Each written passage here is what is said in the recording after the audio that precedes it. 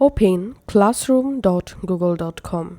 If you're first time in Google Classroom, you have to select a Google account to log in.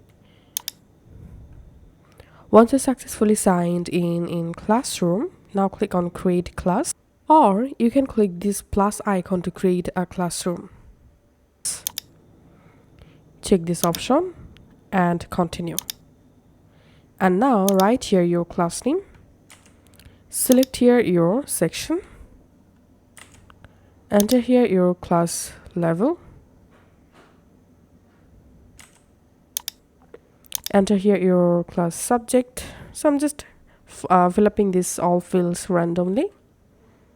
Enter here your room name.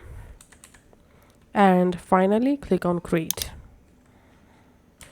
And we can see my class successfully created. And now you can click on customize, and then you can go ahead and upload a header image for your classroom.